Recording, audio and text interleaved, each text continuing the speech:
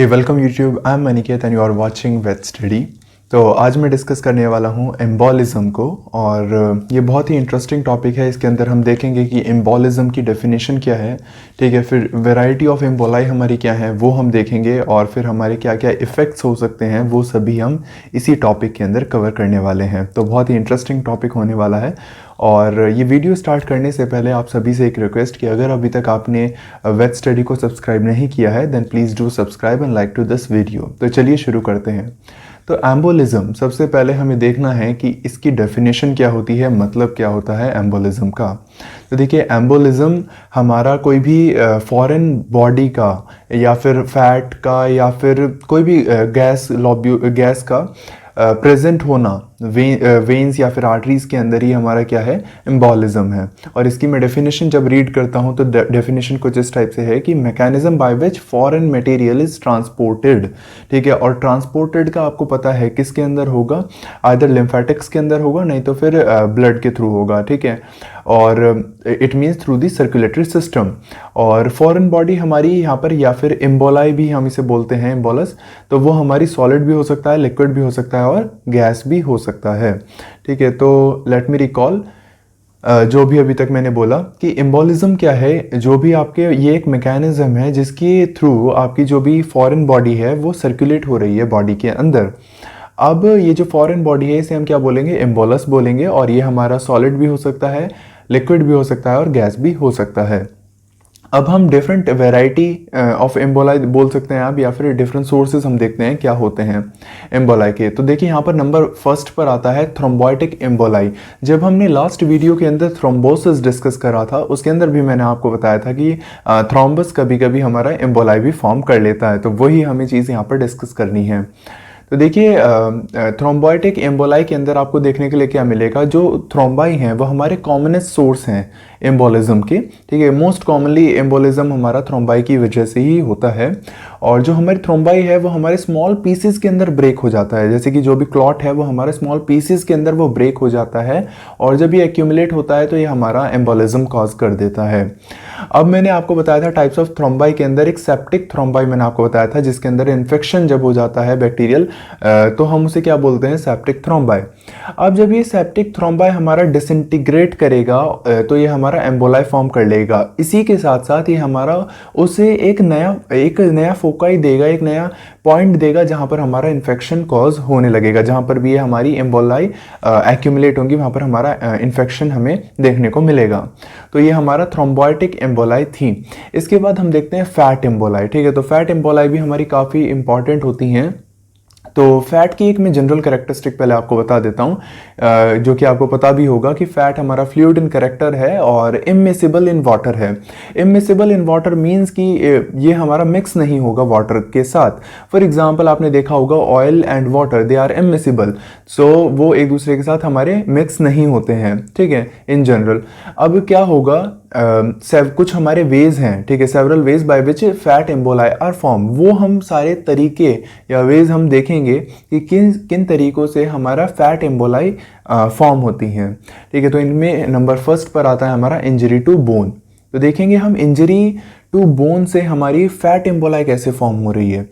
तो जो भी आपकी बोन्स हैं उनके अंदर अगर कॉमन क्रशिंग इंजरी होती है, फॉर एग्जांपल अगर क्रश हो जाती है बोन, ठीक है, या फिर ब्रेक होती है, तो उस केस में क्या होता है कि जो आपकी बोन मैरो कैविटी है उसके अंदर फैट प्रेजेंट होता है, ठीक है। फैट प्रेजेंट होने की वजह से जब अगर उसके अंदर कोई भी इंजरी ट्रॉमा होता है तो वो सारा फैट हमारा ब्लड के साथ हमारा मिक्स हो जाता है, और वो जब हमारा ब्लड के साथ मिक्स होता है तो वो हमारा एम्बोलाई कॉज करता है। एंड ये हमारा जनरली, ये जो एम्बोलाई है ये हमारी फैट एम्बोलाई जनरली हमारे लंग्स के अंदर लॉज हो जाती हैं। फिर ये हमारा कॉमन किसके अंदर है, ये हमारे स्मॉल एनिमल्स के अंदर कॉमन है, जो कि इन्वॉल्व होते हैं ऑटोमोबाइल एक्सीडेंट्स के अंदर, ठीक है। और नेक्स्ट हमारा इसमें लास्ट पॉइंट आता है कि जो हमारे ओल्ड पीपल हैं, अगर मैं ह्यूमंस की बात करूं तो ओल्ड पीपल या फिर ओल्ड एनिमल्स, उनके अंदर भी हमारी फैट एम्बोलाई ये कॉमन है। और ये किसकी वजह से होता है, क्योंकि उनकी बोन्स जो होती हैं वो हमारी ब्रिस्टल हो जाती हैं, मींस कि वो हार्ड तो होती हैं बट वो इजीली ब्रेकेबल हो जाती हैं, ठीक है। तो वो हमारी ब्रिस्टल बोन्स होती हैं जिसकी वजह से वो ब्रेक इजीली हो जाती हैं, और जो वहाँ पर बोन मैरो है वो कम्प्लीटली टोटली हमारी फैटी हो जाती है, जिसकी वजह से अगर उनके अंदर हल्का सा भी कोई इंजरी होती है, ट्रॉमा होता है, तो वो फैट हमारा ब्लड के अंदर आता है और वो एम्बोलिज्म कॉज कर देता है। तो ये हमारा पहला हमारा आप बोल सकते हैं एक तरीका था फैट एम्बोलाई बनने का, that is injury to bones. Next हमारा आता है एक्सटेंसिव बर्न। एक्सटेंसिव बर्न के अंदर आप क्या देखेंगे कि अगर आपकी एक्सटेंसिव बर्न होता है, चाहे ह्यूमन्स हो या एनिमल्स हो, तो उस केस में आपका जो सबक्यूटेनियस फैट है वो भी हमारा, उसमें भी हमारी इंजरी होती है, और अगर वो भी हमारा बर्न होता है तो वो भी अल्टीमेटली हमारा फैट एम्बोलाई को कॉज करता है। नेक्स्ट हमारा आता है ओबीज एनिमल। तो ओबीज एनिमल के अंदर आप देखेंगे कि ओबीज एनिमल इट मीन्स कि फैट डिपोजिशन ज़्यादा, और अगर फैट ज़्यादा है और सबकट जो भी आपका सबक्यूटेनियस फैट है उसे इंजरी होती है तो वो भी हमारा फैट एम्बोलाई को कॉज करेगा। और बहुत लास्ट और बहुत इंपॉर्टेंट हमारा आता है फैटी लिवर। तो फैटी लिवर के अंदर आप देखेंगे क्या होता है कि लिपोट्रॉफिक फैक्टर्स की हमारी यहाँ पर डिफिशियंसी हो जाती है। अब यहाँ पर क्वेश्चन हमारा ये अराइज होता है कि लिपोट्रॉफिक फैक्टर्स होते क्या हैं। तो देखिए, लिपोट्रॉफिक फैक्टर्स हमारे आप बोल सकते हैं वो सब्सटेंस हैं जो कि हमारे रिमूव करते हैं या फिर रेगुलेट करते हैं फैट डिपोजिशन को इन द लिवर। अब इनकी डेफिशिएंसी हो जाती है, और इसका कारण क्या, कॉज क्या हो सकता है।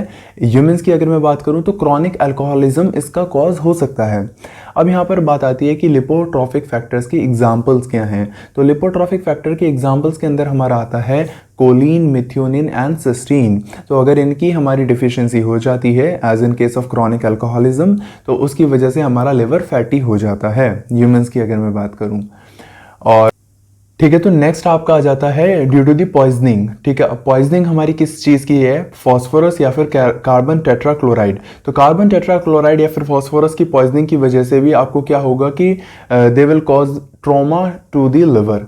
ठीक है, और अगर ट्रॉमा होता है लिवर के अंदर तो वो अल्टीमेटली क्या कॉज करेगा, जो भी हमारी लिवर की सेल्स हैं वो हमारी फैट को लिबरेट वहाँ पर कर देंगी, और फैट अगर लिबरेट होगा तो वो अल्टीमेटली फैट एम्बोलाई को कॉज करेगा। तो ये सारे हमने देखिए हमने कॉजेज की किन की वजह से हमारा फैट एम्बोलाई फॉर्म हो रहा है। हमारा थर्ड पॉइंट आता है एयर एम्बोलाई। तो एयर एम्बोलाई के अंदर हम क्या देखेंगे कि जो एयर है वो एज ए एम्बोलाई हमारे यहाँ पर एक्ट करेगी। तो ये हमारी फॉर्म कैसे होती है, ये बहुत इंटरेस्टिंग चीज़ है। तो उससे पहले मैं आपको 2 पॉइंट बताना चाहूँगा। यहाँ पर आप देख सकते हैं कि पहले ये माना जाता था कि अगर थोड़ी सी भी एयर इंजेक्ट कर दी जाए एनिमल के अंदर तो वो हमारी अल्टीमेटली डेथ कॉज कर देती है। बट अब नई स्टडीज़ के बाद ऐसा पता चला है कि 100 ml अगर हमारी एयर है तो वो हमारे कुछ ज़्यादा कॉन्सिक्वेंसेस उसके नहीं होते हैं। ठीक है, without much consequences can be injected into the animals. So ये हमारा एक जनरल बात हो गई for in context of the air. अब हमें बात करनी है कि क्या क्या वो तरीके हैं जिनकी वजह से हमारा एयर एम्बोलाई फॉर्म होती है। तो इसमें नंबर 1 पर आता है हमारा इंसिजन ऑन द नेक। अब आपको पता है कि नेक पर हमारी कौन सी वेन है, ठीक है, लार्ज वेन हमारी कौन सी है, जगुलर वेन। तो जगुलर वेन के अंदर आप क्या देखेंगे कि अगर कोई भी लार्ज वेन वहाँ पर है तो उसके अंदर अगर कोई भी इंसिजन होता है, अब इंसिजन आपको सर्जरी के टाइम पर हो सकता है अगर मैं एनिमल्स की बात करूँ, और वो हमारा किस टाइम पर भी हो सकता है, वो हमारा सुसाइड, अगर मैं ह्यूमंस की बात करूँ तो सुसाइड के केसेस में भी हो सकता है। अब वहाँ पर जब क्या होगा कि कोई भी ह्यूमन या एनिमल इंस्पायर करेगा तो उसी के साथ साथ हमारी कई बार एयर भी सक हो जाती है उन वेन्स के थ्रू, जिसकी वजह से क्या होता है कि वहाँ पर हमारा एम्बोलिज्म कॉज वो कर देती है। तो ये हमारा incision on the neck first हमारा कॉज हो गया। नेक्स्ट हमारा आता है क्रिमिनल अबॉर्शन। तो कई बार क्या होता है कि अबॉर्शन का एक बहुत ही अजीब सा एक मेथड है कि वो पंप कर देते हैं एयर को इनटू द यूट्रस, जिसकी वजह से क्या होता है कि जो हमारी लार्ज यूट्राइन वेन्स हैं उनके अंदर भी हमारी एयर फिल्ड हो जाती है और वो अल्टीमेटली हमारा एम्बोलिज्म कॉज करती है। थर्ड पॉइंट हमारा आता है केसन्स डिसीज़। तो बहुत ही इंपॉर्टेंट है और बेसिकली मैं ह्यूमंस के कॉन्टेक्स्ट में यहाँ पर बात करूँगा केसन्स डिसीज़ के अंदर। तो जैसा कि आपको पता ही होगा कि जो सॉल्युबिलिटी है गैसेस की फ्लूइड के अंदर वो हमारी डायरेक्टली प्रोपोर्शनल होती है प्रेशर ऑन द फ्लूइड की। मेरा कहने का मतलब क्या है कि अगर आप फ्लूइड पर प्रेशर बढ़ाते हैं तो सॉलिबिलिटी गैसेस की उस फ्लूइड के अंदर भी इंक्रीज करेगी। अब देखिए क्या होता है कि जब हम डेप्थ में जाते हैं, फॉर एग्जांपल स्क्यूबा डाइविंग के अंदर जब हम डीप डेप्थ में जाते हैं तो क्या होता है, प्रेशर इंक्रीज करता है, और प्रेशर इंक्रीज करने की वजह से जो सॉलिबिलिटी है एयर की ब्लड के अंदर वो भी हमारी इंक्रीज करती है।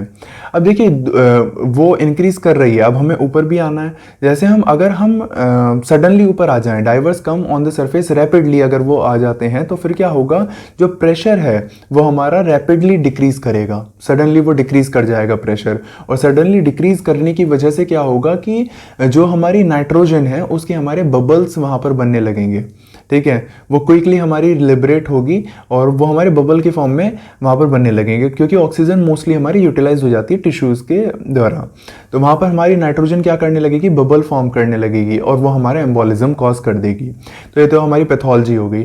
बट नॉर्मल केसेस के अंदर हम क्या करते हैं, इस चीज़ को प्रिवेंट करने के लिए हम क्या करते हैं कि जो भी हमारे स्क्यूबा डाइवर्स हैं उन्हें हम सरफेस पर लेकर आते हैं विद बाय स्टेजेस। ठीक है, बाय स्टेजेस का मेरा कहने का मतलब क्या है कि स्लोली स्लोली हम उसे सरफेस पर लेकर आते हैं, सडनली नहीं लेकर के आते। क्यों? ताकि जो हमारी नाइट्रोजन है वो हमारी स्मॉल अमाउंट में हमारी रिलीज हो। ठीक है, एकदम से उसमें हमारे बबल्स फॉर्मेशन ना हो। अब यहाँ पर केजन्स डिसीज बताया, तो केजन का मतलब भी तो आपको पता होना चाहिए। तो केजन्स का मतलब क्या होता है कि एक बेल शेप कंटेनर जिसके अंदर डाइवर्स को हम क्या करते हैं, सरफेस तक लेकर के आते हैं। तो ये हमारे केजन्स डिसीज हो गई, और ये हमारी ऑब्वियस सी बात है कि ह्यूमंस के केस में हमने देख लिया। इसके बाद फोर्थ पॉइंट आता है कि जब पीपल हमारे कोई भी person when people ascend suddenly by the airplanes. So मेरा यहाँ पर कहने का मतलब क्या है कि जब भी हम हायर एल्टीट्यूड पर जाते हैं तो हमारा प्रेशर क्या होगा, डिक्रीज करता है, और प्रेशर डिक्रीज करने की वजह से क्या होता है कि जो गैसेस हैं वो सडनली रिलीज होती हैं। सडनली रिलीज होने की वजह से क्या होगा कि फिर हमारे वो गैस बबल बनेगा और एम्बोलिज्म कॉज हो सकता है। मैकेनिज्म बिल्कुल केजन्स डिसीज की तरह ही है यहाँ पर भी। तो इस चीज़ को भी प्रिवेंट करने के लिए हम क्या करेंगे, स्लोली हम नीचे आएंगे। फिर अगर हम नाइट्रोजन की बात करें जो कि वो एम्बोलिज्म कॉज कर रही है, तो ये इसका हम कॉन्सिक्वेंसेस क्या कह सकते हैं। तो नाइट्रोजन हमारा क्या करेगी, वो सर्कुलेशन को स्टॉप कर देती है। ठीक है, सर्कुलेशन को स्टॉप कर देगी तो उसकी वजह से क्या हो जाएगा, उसकी वजह से नेक्रोसिस हो जाएगा। ठीक है, नेक्रोसिस वो हमारा अल्टीमेटली कॉज कर देगा।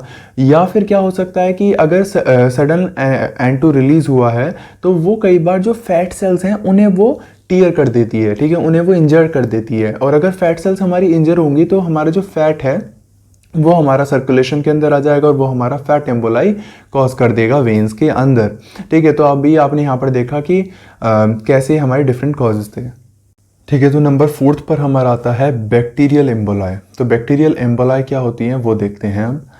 तो बैक्टीरियल एम्बोलाई बेसिकली हमारा बैक्टीरियल इन्फेक्शन की वजह से ही हमारी फॉर्म होती हैं, और इसके अंदर अगर आप देखेंगे तो देखिए क्या होता है कि कोई भी एक लोकलाइज अगर इन्फेक्शन होता है, बैक्टीरिया वहाँ से हमारे डिटैच हो जाते हैं फ्रॉम द इन्फेक्शियस साइट, और वो हमारे ब्लड स्ट्रीम के थ्रू हमारे डिस्टेंट ऑर्गन की तरफ वो हमारे मूव करते हैं, और वो फाइनली वही बैक्टीरियाज हमारे फाइनली अरेस्ट हो जाते हैं कैपिलरीज के अंदर। और कैपिलरीज के अंदर जाने के बाद वो बैक्टीरियाज हमारे प्रोलिफरेट करते हैं और नया हमारा फोकाई प्रोड्यूस कर देते हैं इन्फेक्शन का, और इसी new foci of the infection we called it metastatic foci of infection. तो ये हमारा पूरा बैक्टीरियल एम्बोलाई था। नेक्स्ट हमारा आता है ट्यूमर एम्बोलाई। तो ट्यूमर एम्बोलाई के अंदर आप देखेंगे तो क्या आपको देखने के लिए मिलेगा कि यहाँ पर जो ग्रोइंग ट्यूमर है वो हमारा वेन्स के अंदर इन्वेड कर जाता है, और वेन्स के अंदर इन्वेड करने के बाद वो हमारा जो उसकी सेल्स हैं, ग्रोइंग ट्यूमर की सेल्स हैं, वो हमारी वेन्स को ब्लॉक कर देती हैं। ठीक है, clumps of the cell block the veins, और फिर वो अल्टीमेटली आप देखेंगे कि वो हमारा एम्बोलिज्म ही हमारा कॉज करेगा। अब ये क्या है, ये एक तरीका है ट्यूमर का स्प्रेड करने का, फैलने का। ठीक है, तो हमारे जो ग्रोइंग ट्यूमर्स हैं वो हमारे ऐसे ही स्प्रेड करते हैं। इसके बाद नेक्स्ट आता है हमारा पैरासिटिक एम्बोलाई। तो पैरासिटिक एम्बोलाई के अंदर आप क्या देखेंगे कि इसके अंदर कुछ एग्जाम्पल्स हैं आपके, और नंबर फर्स्ट एग्जाम्पल आता है हमारा डायरोफिलेरिया इमेटिस। तो डायरोफिलेरिया इमेटिस के अंदर यू कैन सी कि पल्मोनरी आर्टरी जो है उसके अंदर ही हमारा बेसिकली एम्बोलिज्म होता है, और ये डॉग्स इसका एग्जाम्पल हैं, कैनाइंस। नेक्स्ट आता है हमारा कास्ट्रोसोम स्पीशीज और जिसके अंदर मिजेंट्रिक, पोर्टल और नेजल ब्लड वेसल्स हमारे यहाँ पर अफेक्टेड होती हैं। और इसके अंदर कुछ हमारे एक्स्ट्रा एग्जाम्पल हैं जैसे कि एस्कार्डियस, स्ट्रोंगाइल्स और ट्रिपैनोसोम्स, फिलेरिया हमारा बेसिकली इसकी इम्बोलाई हमारी लिम्फेटिक्स के अंदर देखने के लिए मिलती हैं। ये सभी हमारे एग्जाम्पल्स थे पैरासिटिक इम्बोलाई के। नेक्स्ट हमारा आता है क्या, लिम्फेटिक इम्बोलाई। तो लिम्फेटिक इम्बोलाई के अंदर आप क्या देखेंगे कि जो इम्बोलाई है वो हमारी लिम्फ वेसल्स के थ्रू हमारी ट्रांसपोर्ट होगी और ये हमारी मोस्ट कॉमन होती हैं ट्यूमर सेल्स के अंदर। ठीक है, ट्यूमर सेल्स हम बेसिकली हमारी लिम्फेटिक एम्बोलाई ही हमारी बनती हैं उनकी। और फिर हमारी एम्बोलाई जो है वो हमारी नियरेस्ट लिम्फ नोड के अंदर ट्रैप हो जाती है इस केसेस के अंदर। लास्ट हमारा आता है amniotic, no it's not last, amniotic emboli second last है हमारा। एमनियोटिक एम्बोलाई के अंदर आप क्या देखेंगे कि अगर कभी भी डिफ़िकल्टी होगी पार्चुरेशन के अंदर, विमेंस की अगर मैं बात करूँ ह्यूमंस के अंदर, ठीक है, तो क्या होगा कि वो फोर्सफुल यूट्राइन कॉन्ट्रैक्शन होंगे उस टाइम पर। और फोर्सफुल यूट्राइन कॉन्ट्रैक्शन होने की वजह से कई बार क्या होता है कि जो मेम्ब्रेन है वो हमारी टीयर हो जाती है, इट गेट्स टीयर। तो टीयर होने की वजह से क्या होता है, देखिए एक मिनट, आपको क्लियर हो ये चीज़, ठीक है, अब आपको क्लियर होगा।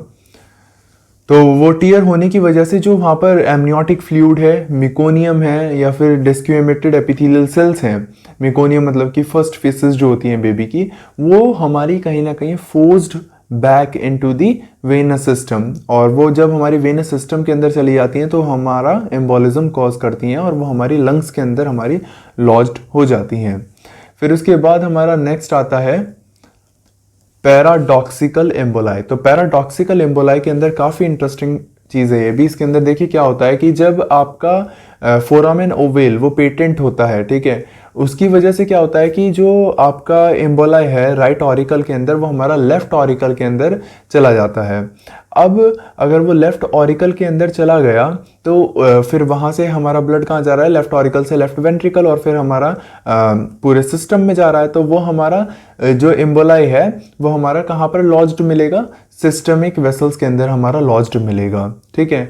और ये हमारा पैराडॉक्सिकल एम्बोलाई था। इसके बाद हमारा एक इंपॉर्टेंट टॉपिक है इफेक्ट्स ऑफ एम्बोलिज्म। क्या इफेक्ट्स आते हैं एम्बोलिज्म के? तो नंबर 1 पर आपको देखने के लिए मिलेगा कि जो आपके अगर आपकी सेप्टिक एम्बोलाई है तो उस केस में आपको नए फोकाई ऑफ इन्फेक्शन देखने के लिए मिलेंगे। नंबर 2 पर आता है हमारा formation of metastatic tumour if emboli is neoplastic, जो कि हम देख कर आए हैं। और नंबर 3 पर आता है हमारा फोकल इस्चीमिया इज प्रोड्यूस, ठीक है, लोकल जो हमारी ब्लड सप्लाई है वो हमारी कम हो जाएगी किसी एक पर्टिकुलर एरिया के अंदर। और 4th हमारा आता है इन्फार्क्शन और फोकल नेक्रोसिस, ठीक है, एक पर्टिकुलर एरिया के अंदर नेक्रोसिस भी कॉज हो सकता है। ऑब्वियसली बात है अगर ब्लड सप्लाई हमारी रिड्यूस हो चुकी है, क्योंकि अगर कोलेटरल ब्रांचेस उसकी साइड में हमारी ब्रांचेस ना हो तो उन केसेस के अंदर इवन नेक्रोसिस भी हमारी हो सकती है, ठीक है। तो यहाँ पर हमारा एम्बोलिज्म हमारा एंड होता है। और मैंने कोशिश करी कि ये पूरा टॉपिक मैं कवर कर पाऊँ और कमेंट करके आप ज़रूर बताइएगा कि ये वीडियो आपको कैसी लगी। Thanks for watching this video. If you like then please press the thumbs up and subscribe to wet study.